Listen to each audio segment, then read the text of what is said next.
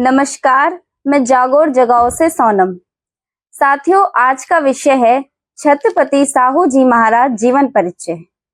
छत्रपति साहू महाराज को भारत में समाज सुधारक के रूप में जाना जाता है।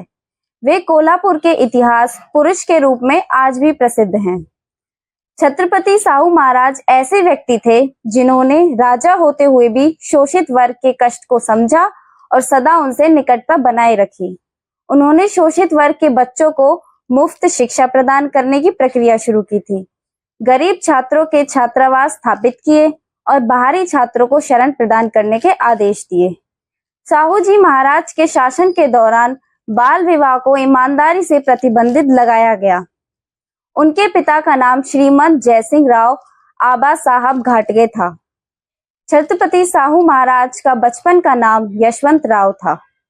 छत्रपति शिवाजी महाराज के दूसरे पुत्र के वंशज शिवाजी चतुर्थ कोल्हापुर में राज्य करते थे। राजर्षि छत्रपति साहू महाराज का जन्म 26 जून 1874 में हुआ था।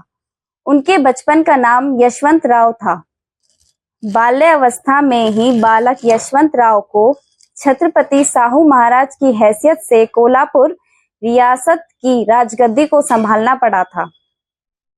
छत्रपति साहू महाराज की माता राधाबाई मुधौल राज्य की राजकन्या थी। पिता जयसिंह राव उर्फ आबा साहेब घाटगे कागल निवासी थे। उनके दत्तक पिता शिवाजी चतुर्थ व दत्तक माता आनंदी बाई थी। राजर्षि छत्रपति साहू महाराज केवल 3 वर्ष के थे तभी उनकी मां राधाबाई मृत्यु को प्राप्त हुई। छत्रपति संभाजी की मां का देहांत बचपन में ही हुआ था, इसलिए उनका लालन पालन जीजाबाई ने किया था। छत्रपति साहू महाराज की उम्र जब 20 वर्ष थी, उनके पिता आबा साहेब घाटगे की मृत्यु हुई थी। छत्रपति शिवाजी महाराज के दूसरे पुत्र के वंशज शिवाजी कोल्हापुर में राज्य करते थे। ब्रिटिश षड्यंत्र और अपने ब्राह्मण दीवान की गद्दारी की वजह से जब शिवाजी का कत्ल हुआ तो उसकी विधवा आनंदी बाई ने अपने एक जागीरदार आबा साहेब घाटगे के पुत्र यशवंत राव को 17 मार्च सन 1884 में गोद लिया था। अब उनका नाम साहू छत्रपति महाराज हो गया था। छत्रपति साहू महाराज की शिक्षा राजकोट के राजकुमार विद्यालय में हुई थी। प्रारंभिक शिक्षा के बाद आगे की पढ़ाई रजवाड़े में ही एक अंग्रेज शिक्षक स्टुअर्ट मिडफर्ड फ्रेजर के जिम्मे सौंपी गई थी। अंग्रेजी शिक्षक और अंग्रेजी शिक्षा का प्रभाव छत्रपति साहू महाराज के दिलो दिमाग पर गहराई से पड़ा था। वैज्ञानिक सोच को न सिर्फ वे मानते थे बल्कि इसे बढ़ावा देने का हर संभव प्रयास करते थे। पुरानी प्रथा, परंपरा अथवा काल्पनिक बातों को वे महत्व नहीं देते थे। इसी तरह 1918 में उन्होंने कानून बनाकर राज्य की एक और पुरानी प्रथा वतनदारी का अंत किया तथा भूमि सुधार लागू कर महारों को भूस्वामी बनने का हक दिलाया। इस आदेश से महारों की आर्थिक गुलामी काफी हद तक दूर हो गई थी। शोषित हितैषी उसी कोल्हापुर नरेश ने 1920 में मनमाड़ में दलितों की विशाल सभा में घोषणा करते हुए कहा था, मुझे लगता है डॉक्टर अंबेडकर के रूप में तुम्हें तुम्हारा मुक्तिदाता मिल गया है। मुझे उम्मीद है वो तुम्हारी गुलामी की बेड़ियों को काट देंगे। समय आएगा, मेरा मन मुझे कहता है, जब अंबेडकर इस देश के अग्रणी और महान नेताओं में गिने जाएंगे।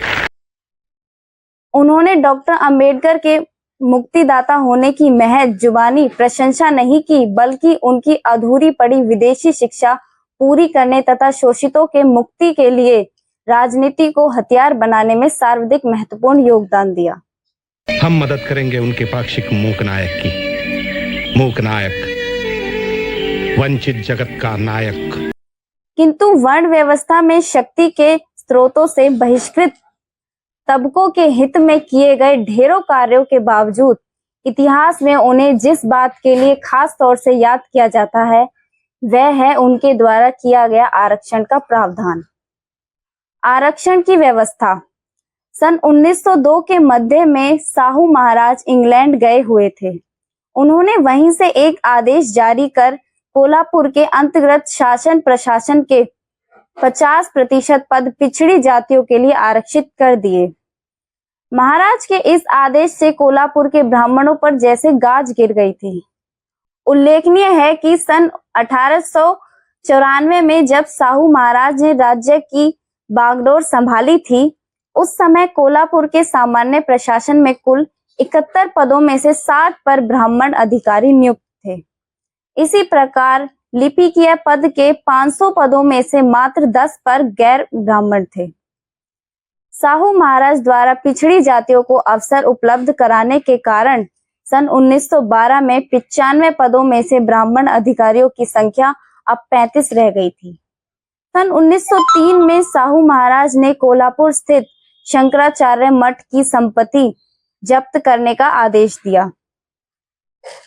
दरअसल मठ को राज्य के खजाने से भारी मदद दी जाती थी। कोल्हापुर के पूर्व महाराज द्वारा अगस्त 1863 में प्रसारित एक आदेश के अनुसार कोल्हापुर स्थित मठ के शंकराचार्य को अपने उत्तराधिकारी की नियुक्ति से पहले महाराज से अनुमति लेनी आवश्यक थी, परंतु तत्कालीन शंकराचार्य उक्त आदेश को दरकिनार करते हुए संकेश्वर मठ में रहने चले गए थे, जो कोल्हापुर रियासत के बाहर था।